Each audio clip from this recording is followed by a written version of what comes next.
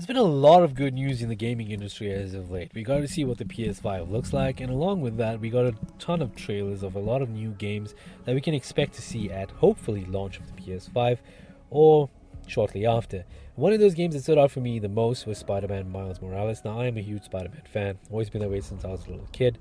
I played a lot of the games ever since the PS1 days with Spider-Man 2, that kind of thing. And I must say, this Spider-Man has come a long way since the PS1. I mean, wow, there are some major improvements thanks to the technology that we have today. Everything is a hell of a lot more realistic than it's ever been, and everything looks fantastic, looks amazing, all the way down to the animations. The way these characters, they look so real and so believable. It's absolutely breathtaking to see how far gaming has come. And with the Spider-Man Miles Morales trailer, from what I've seen, everything in there, I can only assume that is in-game footage, not just a fancy cutscene for us to see. That's what we can expect in terms of the level of quality and graphics on the PlayStation 5. The other part about it that I just really am excited about is the fact that there won't be any loading screens. It's like instantaneous loading, obviously thanks to the PlayStation 5's SSD, those kind of things. The new technology that's been going forward in terms of developing games. With everything, it all works and blends together so well that we can now just have some of the most amazing and breathtaking games play out without any interruptions and any disturbances here and there. I mean, the only time you'd obviously see anything is when you pause the game. That'll be like, that's it. That's the only time you'd actually be taken out of the gameplay, I guess. There won't be any loading screens to deal with. I'm not too sure how tips are going to be given to us, because usually on a loading screen you get those little tips at the bottom. I don't know what that's going to be like going forward, whether we're going to see those ever again, whether tips are just going to randomly pop out here and there. It's going to be pretty cool to see that. But going back to the trailer of Miles Morales itself, the game itself, the story centralizes itself, as the title suggests, around Miles specifically. There isn't any mention of Peter in there in terms of what role he would be playing, but we can only assume that he'll be somewhat of a mentor for Miles and obviously teaching him the ropes and things like that. Miles will be a bit inexperienced as opposed to Peter, obviously. So from what we've seen with Insomniac, they did mention that he may stumble and fall a bit here and there, which I think is pretty cool for the character itself to be written in that way. When he's just starting off making mistakes and things like that, there is acceptable. And obviously we want to see this character grow. When it comes down to these single player games, it's no longer just only the gameplay that grabs you, but also the story. It's these characters that you somehow bond with, and you want to see how they grow and how they improve and how they become better versions of themselves in the future and those kind of things. So that's what I'm expecting for Miles over here. On the PS4, you got to play with him a bit, obviously not as Spider-Man, and then over here you're going to play with him as Spider-Man with his powers. And speaking of his powers, he's got some new ones compared to Peter. He can turn invisible, and he's got like this electro-based attack, which I think is pretty cool. I'm not too sure if you can use them both at the same time. There are different points in time in the trailer where they get to show either one of these powers off, and we can only assume that these are innate abilities, so it's not like something that is based on his suit or whatever it is.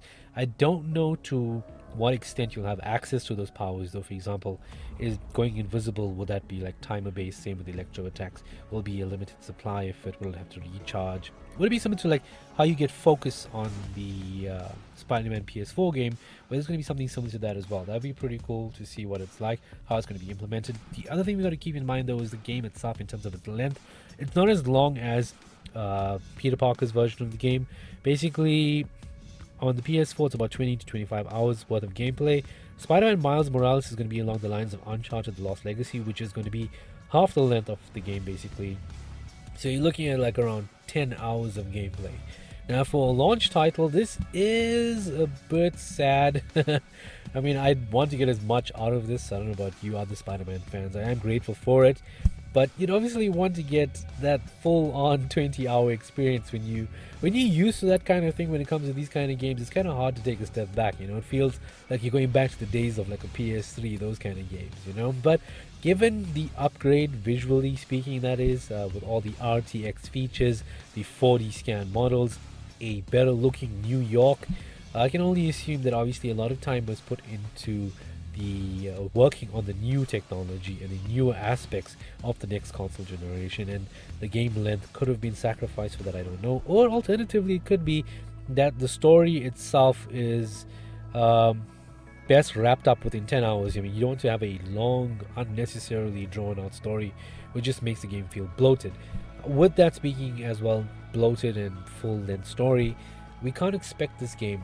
I'm hoping that it is not the same price actually as Spider-Man on the PS4 at launch. I'm hoping it's slightly cheaper, around like the $40 price mark at most. And if there's any DLC, of which there shouldn't be, if there's any DLC, then you get a season pass for like $20, giving you a rough total of $60 for a full-fledged 25-hour experience. That's what I'm basically hoping for. But obviously, it's not as cut as dry as that, and we don't really know where to go with that. Going further into it, though, moving on to the next point, regarding the story of the game, it takes place about 1 year after the previous Spider-Man game, and it focuses primarily on Miles Morales. We don't know if Peter Parker will be featuring in this game in any capacity at all. We don't know if he'll be on like any training missions somehow, if there's anything like that. I don't know what to expect with it. Nobody knows at this point in time. But all I can say is it's going to be a brilliant experience for everybody, regardless of the length of the game. I'm just hoping that price-wise, I'm going to be, personally, I'll be honest with you, I'll be hard-pressed to pay full price for something that's half the length of its predecessor, you know what I mean? Or the prequel, or whatever it is. This is not, however, Spider-Man 2, so keep that in mind. This is like an in-between story. There has been a hint as well from Insomniac that they're working on a Spider-Man 2 game, so that's also good news as well. I'm assuming that this takes place in between the two. Alternatively, Spider-Man 2 and Miles Morales take place at the same time. Just said in Miles Morales, you obviously play as Miles, and the usual one you play as Peter Parker. It would be interesting, though, in Spider-Man 2, even in Miles Morales, if there's a feature that allows you to play multiplayer. It'd be pretty cool if there's two Spider-Man at the same time. I think that'd be pretty wild. I'd like to see them go on missions together. It'll be pretty insane if we could do that. Well, there you have it, guys. That's all the news I've got for Spider-Man Miles Morales. I hope you enjoyed the video. If you did, consider liking it. Do subscribe. I want to try and get back into the swing of things. I haven't been in it. I've been on and off of YouTube. It's a weird thing for me. I don't know what's going on. But yeah, I'm sorry for my terrible voice as well. I am a bit under the weather. Allergies are starting up, that kind of thing. Been like this for about a week. Hopefully I'll get better soon, and I'll go back to sounding normal again. So yeah, till next time, guys. See ya. Bye.